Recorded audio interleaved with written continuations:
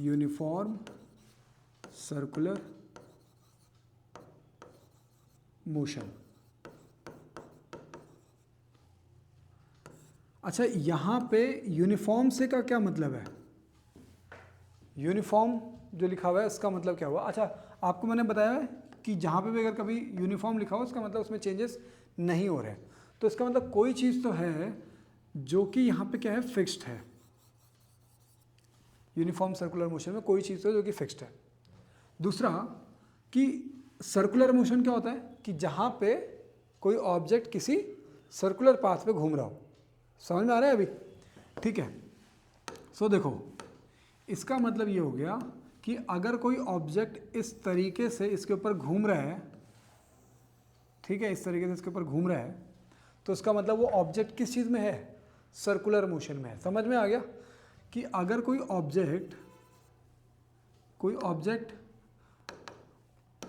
मान लो ये कोई एक ऑब्जेक्ट था और ये इस तरीके से इस पाथ पे घूमता जा रहा है, किसी एक फिक्स्ड पॉइंट के अबाउट घूम रहा है, तो इसका मतलब कौन सा मोशन है? सर्कुलर मोशन है। पहली चीज़ समझ में आएगी सर्कुलर मोशन क्या है। अब दूसरी चीज़ है यहाँ पे यूनिफॉर्म। तो यूनिफॉर्म का मतलब ये हुआ कि यहाँ पे जो स्पीड है ना वो कांस्टेंट है। वो क्या है? कांस्टेंट है। यूनिफॉर्म से हम पाथ को किधर रख सकते हैं? इसमें स्पीड की बात, अगर आप सर्कुलर मोशन में हो तो यूनिफॉर्म है। अगर यूनिफॉर्म का मतलब क्या है? स्पीड जो है वो कांस्टेंट है। कौन यहाँ पे यूनिफॉर्म कौन है? स्पीड। अब देखो क्या है कि अगर मैं बोलूँ, आपको ये पता है कि स्पीड और वेलोसिटी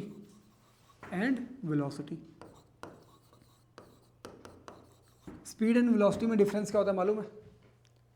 कि जो स्पीड है ना ये स्केलर क्वांटिटी है और वेलोसिटी जो है ये वेक्टर क्वांटिटी है।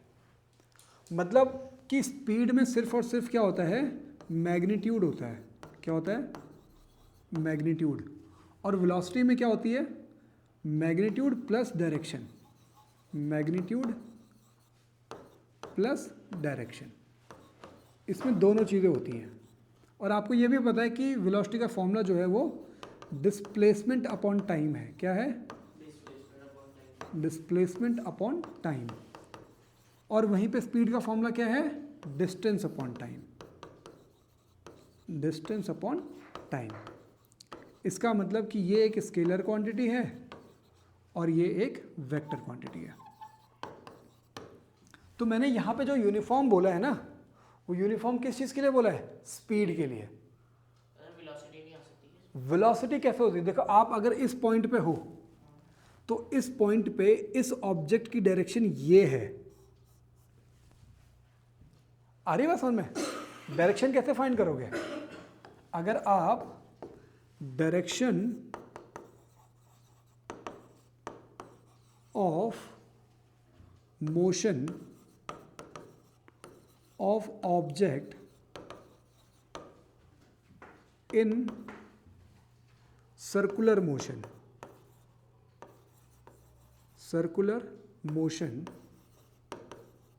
एट एनी पॉइंट कैसे फाइंड करोगे आप? By drawing tangent to it. क्या? By drawing tangent to it.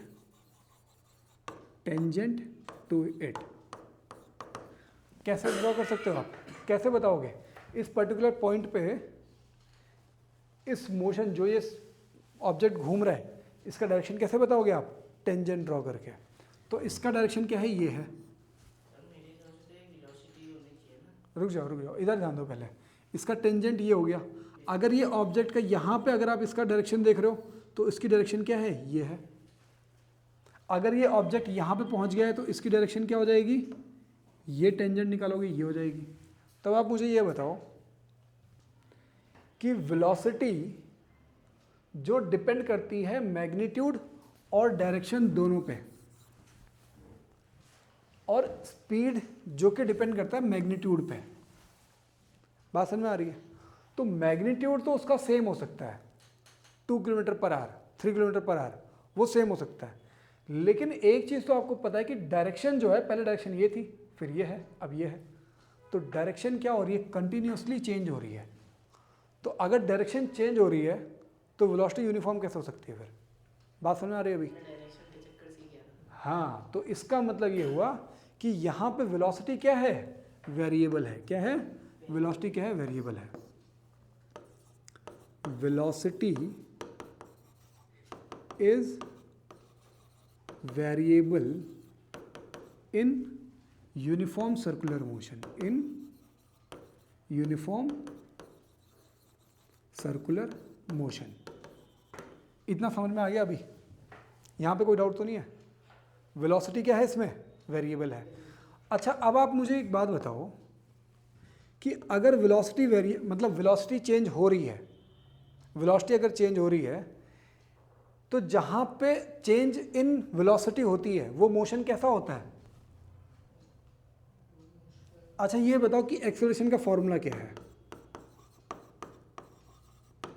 Acceleration का फॉर्मूला क्या है? तो एक्सेलरेशन का फॉर्मूला होता है change in velocity, change in velocity upon time. या फिर आप ये बोल सकते हो कि v minus u upon time t, where v is the final velocity, u is the initial velocity and t is the time. या फिर ये बोल सकते हो, तो final velocity minus initial velocity भी क्या हुआ तुम्हारा, चेंज इन वेलोसिटी हुआ। अच्छा, ये जो मोशन जिसको हम लोग अभी स्टडी कर रहे हैं, इस मोशन में हमने क्या देखा कि वेलोसिटी क्या है, यूनिफॉर्म नहीं है, वेलोसिटी इज वेरिएबल है। तो वेलोसिटी अगर चेंज हो रही है इसका मतलब आप क्या फाइंड कर सकते हो, एक्सेलरेशन फाइंड कर सकते हो। अब ये चीज़ समझ में आ गई है कि यहाँ पे आप एक्सेलरेशन फाइंड कर सकते हो। इसका मतलब uniform circular motion is accelerated motion. क्या है? Uniform circular motion is accelerated motion, accelerated motion. ये चीज़ समझ में आ गई अभी है?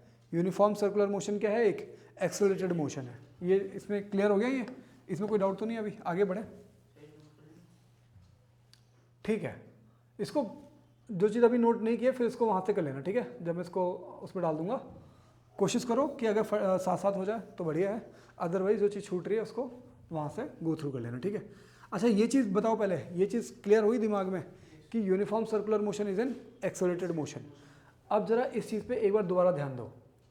अब मुझे एक बात बताओ कि अगर यहाँ पे कोई एक ऑब्जेक्ट है, इधर ध्यान दो, अगर यहाँ पे कोई ऑब्जेक्ट है तो इस ऑब्जेक्ट का अपना एक मास होगा। बात समझ में आ रही है? और क्योंकि ये एक मतलब एक्सेलरेटेड मोशन है तो इसका मतलब अगर इस पर्टिकुलर पॉइंट पे अगर आप m इंटू ए कर दोगे तो आपको क्या निकलेगा, फोर्स निकल जाएगा। समझ में आ रहा है बात अभी? तो यहाँ पे जो फोर्स निकलेगा, मान लो इस पर्टिकुलर पोजीशन पे फोर्स निकलेगा, ठीक है? अच्छा, फोर्स क्या है, स्केलर है या वेक्टर है?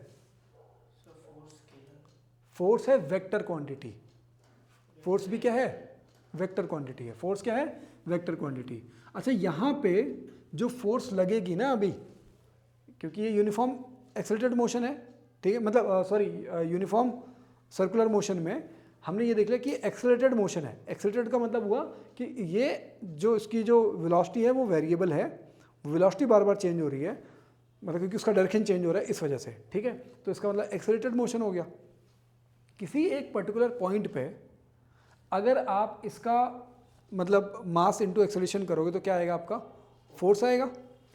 अच्छा, फोर्स की डायरेक्शन क्या होगी यहाँ पे, वो होगी अंदर की तरफ, क्योंकि लेट सपोज अगर आपने एक थ्रेड को बांधा है, थ्रेड से एक पत्थर को बांध दिया और उसको ऐसे करके घुमा रहे हो, ठीक है? तो जैसे कि मान लो मैं एक एग्जांपल देता हूँ, ये है, ये मान लो, अब ये मान लो कि ये स्टोन है, ठीक है? और ये यहाँ से यहाँ तक क्या है, ये थ्रेड है, ठीक है? अगर मैं इसको ऐसे करके घुमा रहा हूँ, देखो अभी क्या है, अभी तो ये ऐसे ही लटका हुआ है ना, स्ट्रेट भी नहीं है ना? जब आप इसको घुमा रहे हो तो आप देखोगे कि घूमते हुए वो जो वायर है ना वो बिल्कुल स्ट्रेट हो गई है। इसका मतलब उस वायर के अंदर क्या आ गई है, फोर्स आ गई है। ठीक है, इसका मतलब वो फोर्स कौन सी है, वायर के अंदर कौन सी फोर्स है, वो टेंसाइल फोर्स है, टेंशन है उसमें, खिंचाव आ रहा है, ठीक है। तो इसका मतलब उसके अंदर क्या जनरेट हो गई थी, एक फोर्स जनरेट हो गई थी, ये अंदर वो फोर्स कैसे लगी वो समझ नहीं है आया। अंदर वो फोर्स कैसे लगी वो समझ नहीं आया, वो तो बाहर को लगेगी ना फोर्स। नहीं नहीं, जब ऑब्जेक्ट मूव कर रहा है ना, तो देखो क्या है कि इस पर्टिकुलर पॉइंट पे ये ऑब्जेक्ट इस डायरेक्शन में जाना चाह रहा है, ठीक है। तो और जो इस धागे से वो बंधा हुआ है, वो धागा उसको इस पाथ पे रखेगा, क्योंकि भाई धागा स्ट्रेच नहीं हो रहा है इससे ज़्यादा, ठीक है। तो जब ये, अच्छा, और ये इधर क्यों जाना चाहेगा, क्योंकि अगर आप इसका मास इनटू वेलोसिटी करोगे मोमेंटम, तो मोमेंटम की डायरेक्शन ये वाली है, तो ये यहाँ पे जाना चाहेगा, और उस धागे से बंधे होने की वजह से ये इस सर्कल पे आ जाएगा, ठीक है। तो जिस वजह से इस सर्कल पे रखने के लिए इस धागे में क्या होगा, एक टेंशन जनरेट हो जाएगा। समझ में आ रही बात अभी, क्यों, क्योंकि ये ऑब्जेक्ट खुद से क्या जाना चाहता है, बाहर जाना चाहता है, ड्यू टू इट्स मोमेंटम वो बाहर जाना चाह रहा है, ठीक है।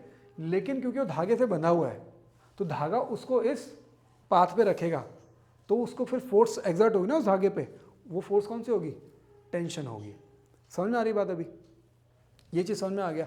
अच्छा, अब आप मुझे ये बताओ कि इस पर्टिकुलर पॉइंट पे जो फोर्स है उसकी डायरेक्शन क्या है, towards the centre.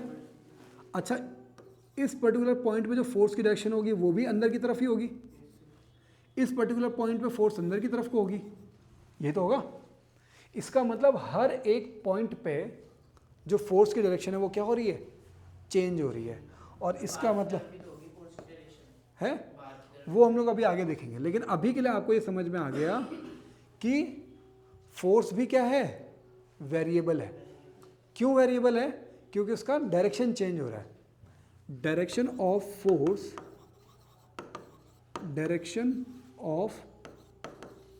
Force is also changing.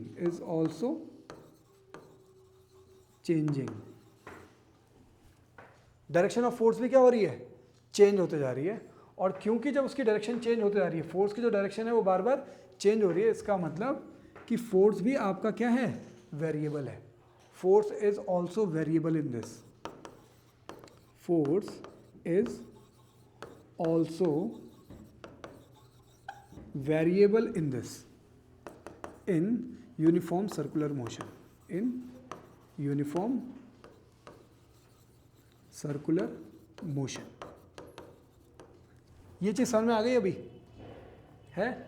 Uniform circular motion में फोर्स भी क्या होता है आपका, वेरिएबल होता है। क्योंकि देखो यहाँ पे अगर इस ऑब्जेक्ट पे यहाँ पे है तो उसकी फोर्स की डायरेक्शन यहाँ पे है, अगर इस पॉइंट पे भी फोर्स की डायरेक्शन अगर नीचे की तरफ होती, यहाँ पे भी फोर्स की डायरेक्शन अगर नीचे की तरफ होती, तो हम लोग बोलते हैं कि फोर्स की डायरेक्शन सेम डायरेक्शन में है, ठीक है। लेकिन क्योंकि यहाँ पे इधर है, इधर पे जब ऑब्जेक्ट है तो फोर्स की डायरेक्शन इधर है, इधर पे ऑब्जेक्ट है तो फोर्स की डायरेक्शन इधर है। इसका मतलब फोर्स भी क्या है, इसमें यूनिफॉर्म सर्कुलर मोशन में फोर्स भी क्या है, वेरिएबल है। तो कांस्टेंट क्या थी, बस सिर्फ और सिर्फ स्पीड जो थी वो हमारी क्या थी, कांस्टेंट थी। वेलोसिटी वेरिएबल है, एक्सेलरेशन वेरिएबल है, और जो फोर्स है वो भी इसमें क्या है, वेरिएबल है, यूनिफॉर्म सर्कुलर मोशन में। अच्छा, यूनिफॉर्म सर्कुलर मोशन में अब आप ये बताओ कि ये मोशन हो किसकी वजह से रहा है, सिर्फ एक ही फोर्स की वजह से हो रहा है। अगर आप इस पर्टिकुलर पॉइंट पे देखोगे, अगर ये फोर्स एग्जिस्ट ना करे तो ये ऑब्जेक्ट सीधे बाहर चला जाएगा। इस पर्टिकुलर पॉइंट पे देखोगे अगर आप, अगर ये वाली फोर्स जो इसको अंदर के लिए खींच रही है, अगर ये फोर्स ना हो तो ये ऑब्जेक्ट कहाँ चला जाएगा, बाहर चला जाएगा। समझ में आ रहा है अभी।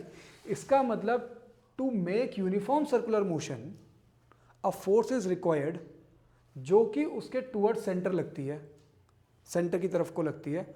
वो फोर्स कौन सी है, सेंट्रीपिटल फोर्स, ठीक है।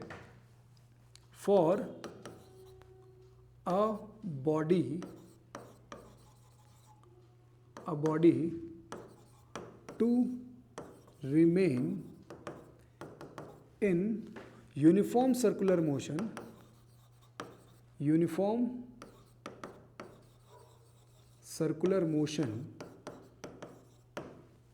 a force is required, क्या, a force is required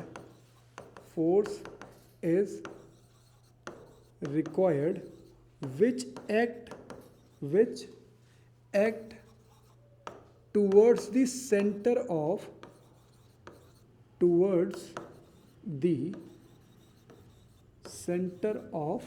circular path, and this force is known as centripetal force. Circular path, this force is known as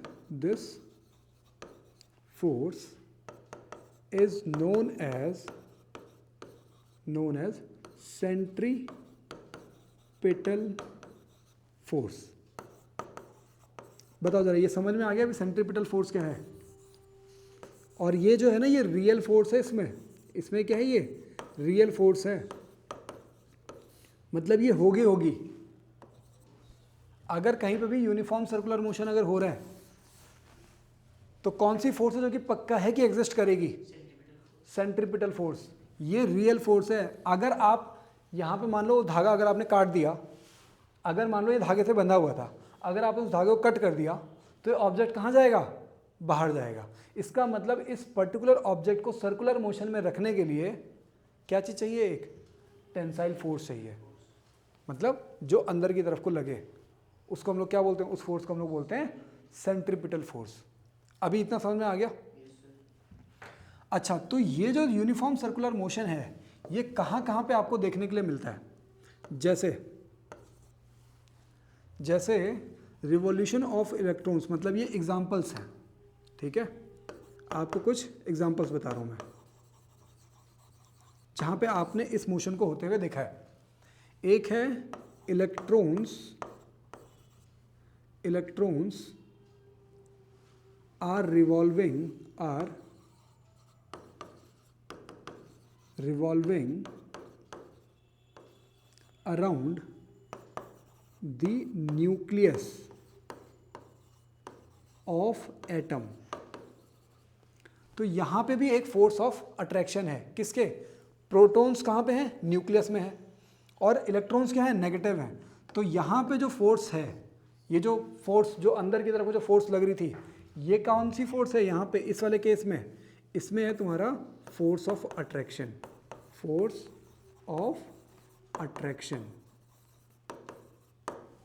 किन के बीच में force of attraction? Electrons and protons. Electrons negative, protons positive, तो उनके बीच में क्या है? एक force of attraction है।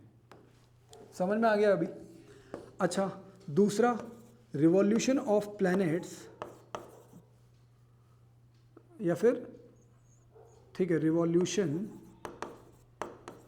Of planets around sun. तो यहां पे अट्रैक्टिव फोर्स कौन सी है? Force of gravitation.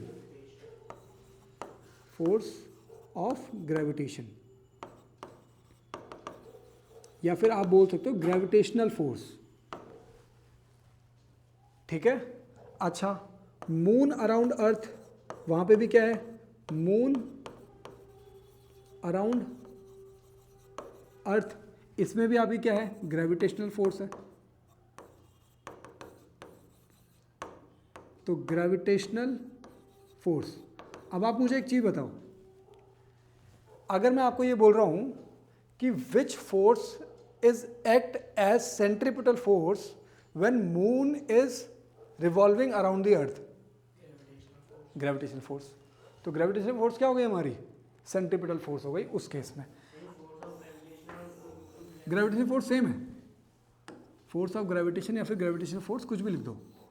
अच्छा, यहाँ तक अभी तक समझ में आ गई चीज़ें है कि सेंट्रीपिटल फोर्स क्या हुई? सबसे पहले यूनिफॉर्म सर्कुलर मोशन क्या हुआ, उसके बाद ये सेंट्रीपिटल फोर्स क्या हुई, ये समझ में आ गया अभी तक पूरा? ठीक है। इसके बाद हम लोग एक चीज़ समझेंगे, उसके लिए आप एक बार पूरा फोकस ज़रा यहाँ पे करना। अभी उसका रीज़न है, देखो क्या है। मान लो कि ये कोई एक फिक्स्ड पॉइंट है और इसके अबाउट कोई एक चीज़ घूम रही है। मान लो जैसे वो होता है ना, क्या वो मेले में जब अगर आप गए हो कभी, तो मेले में क्या बोलते हो? जाइंट व्हील बोलते हैं, जाइंट व्हील। तो जाइंट व्हील मान लो ये कि जाइंट व्हील जो है वो इस एक्सेस के अबाउट इस तरीके से घूम रहा है। समझ में आ रहा है अभी? अच्छा मान लो आप यहाँ पे खड़े हो, इस पोजीशन पे आप खड़े हो, ठीक है, ये हो गया उस जाइंट व्हील का सेंटर। आप यहाँ पे खड़े हो, आपके दो दोस्त इस जो यहाँ पे जो ट्रॉली है उसमें बैठे हुए हैं। एक मान लो एक है आपका अमन, एक दोस्त है, और एक है मयंक, दो दोस्त हैं आपके, वो बैठे हुए हैं। आपने इनको मूव करते हुए देखा, आप यहाँ बाहर खड़े हो, ठीक है, ये दोनों के दोनों यहाँ पहुँच गए मूव करते करते। अब आपसे किसी ने पूछा कि भाई इस पॉइंट पे इसके ऊपर जो फोर्स है, जो मोमेंट है, उस मोमेंट के अकॉर्डिंग तो ये इधर आ जाना चाहिए था, बट ये इधर नहीं गिरा, ये इधर नहीं गिरा, ये इसके ऊपर घूम करके यहाँ पे चला गया है। अब आपसे पूछा किसी ने कि भाई ऐसा क्यों हुआ, कोई फोर्स लग रही है क्या जो कि इसको इधर तक लेकर के आ रही, तो आप क्या बताओगे? तो आप अरे ग्रेविटेशनल फोर्स क्यों लगेगी, सेंट्रीपिटल फोर्स बोलोगे ना उसे। अरे भाई टुवर्ड्स अगर सेंटर लग रहा है, भाई वो जाइंट व्हील देखा है ना आपने, जाइंट व्हील मालूम है क्या होता है, ठीक है, तो वहाँ पे ग्रेविटेशनल फोर्स कोई ना है भाई, वो तो जुड़ा हुआ है ना इसके साथ। तो वो जो भी स्ट्रट है या फिर आयरन रॉड है, उसके अंदर कौन सी फोर्स है, सेंट्रीपिटल फोर्स है ना, मतलब टेंशन की फोर्स है।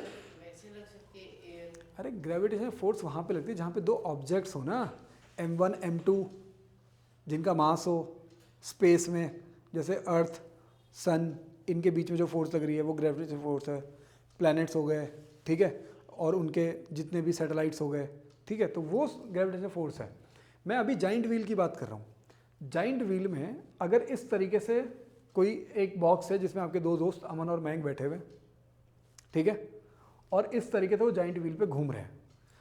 अब आप यहाँ पे खड़े होकर के इसको ऑब्जर्व कर रहे हो, ठीक है, इस पर्टिकुलर पॉइंट पे जो इसके ऊपर फोर्स लग रही है, इसके मोशन की वजह से इसका जो मोमेंटम है वो इस डायरेक्शन में है।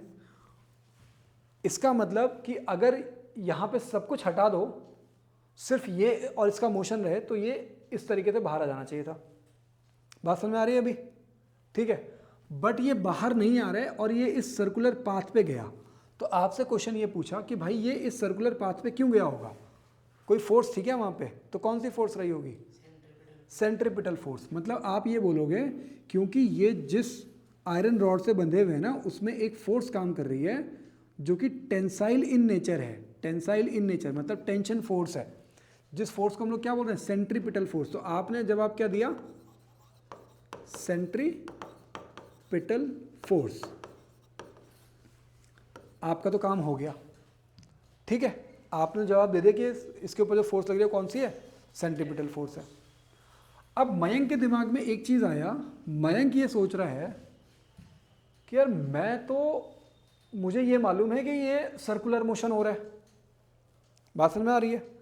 अगर ये सर्कुलर मोशन हो रहा है तो अमन के ऊपर एक सेंट्रीपिटल फोर्स लग रही है जो कि अंदर की डायरेक्शन में लग रही है, यही है ना, कि अंदर की डायरेक्शन में अमन के ऊपर एक सेंट्रीपिटल फोर्स लग रही है, ठीक है, इसके ऊपर भी लग रही होगी। बट जब वो यहां पे पहुंचे तो यहां पे अमन भी है और मयंक भी है। अब मयंक से क्वेश्चन ये हुआ कि भाई अमन आपके साथ एज इट इज बना हुआ है, क्यों? आपको तो रेस्ट की कंडीशन में दिख रहा है ना, भाई ये दोनों साथ में बैठे हुए हैं, यहां पे आगे तभी भी दोनों साथ में बैठे हुए हैं, कोई नहीं हिला, ठीक है। जहां कि ये तो पक्का है कि अगर वो सर्कुलर मोशन में है तो दोनों के ऊपर ही सेंट्रीपिटल फोर्स काम कर रही थी। अब वो ये दोनों सोच रहे हैं कि अगर सेंट्रीपिटल फोर्स काम कर रही है तो भाई हम दोनों को अंदर जाना चाहिए था, क्यों नहीं गए?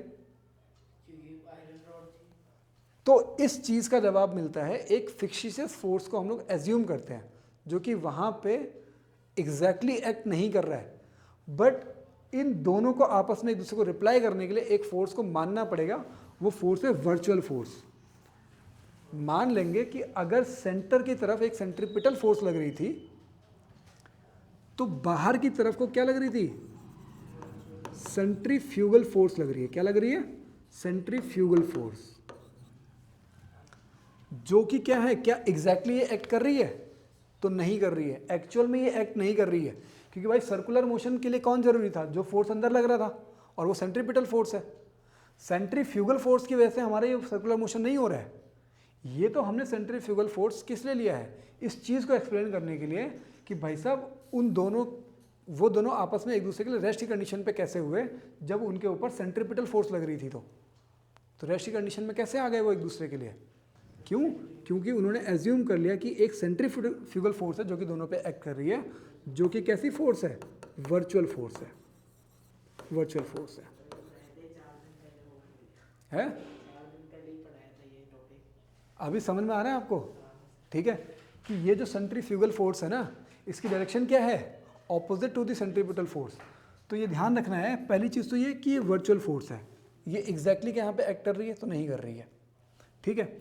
दूसरा, ये ऑब्जर्वर के लिए एक्ट करती है, मतलब जो हाँ, तो ये सिर्फ उस ऑब्जर्वर के लिए है जो उसको वहाँ पे उस सर्कुलर मोशन में बैठ करके देख रहा हो। फॉर ऑब्जर्वर, किसके लिए है ये? For observer in circular motion, in circular motion with other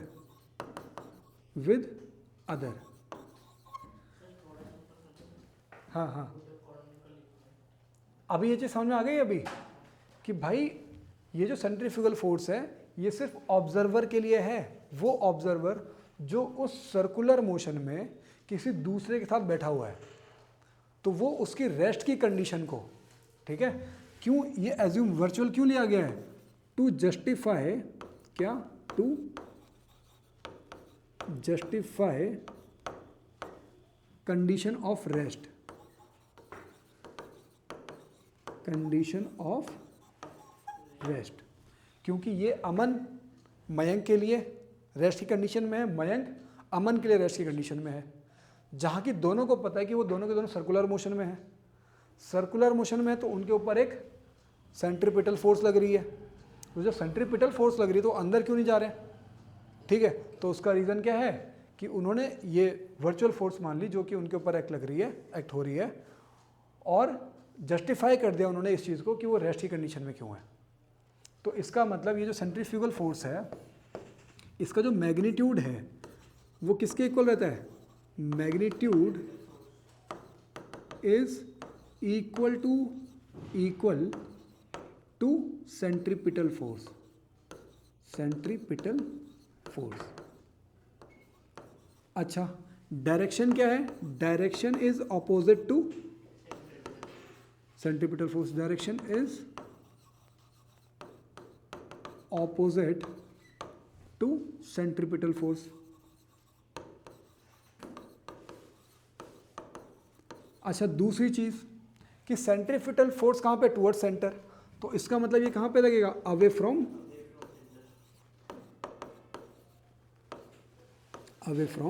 centre. Observer भी बोल सकते हैं ना।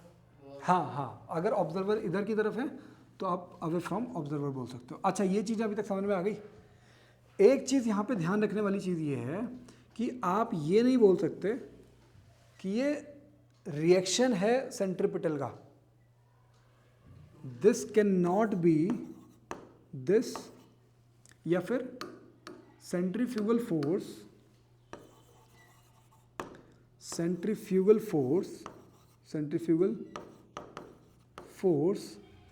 cannot be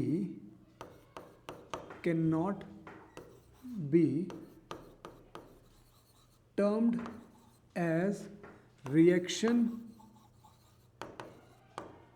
of centripetal। ठीक है, क्यों नहीं मान सकते? क्योंकि जो रिएक्शन फोर्स होती है ना, जो एक्शन और रिएक्शन वाली फोर्सेस होती हैं वो दोनों अलग अलग ऑब्जेक्ट्स पे होती हैं। बात समझ में आ रही है अभी? क्यों? तुम क्या बोला हमने? Centrifugal force can not be termed as reaction of centripetal since action and reaction force, action and reaction forces acts on different object,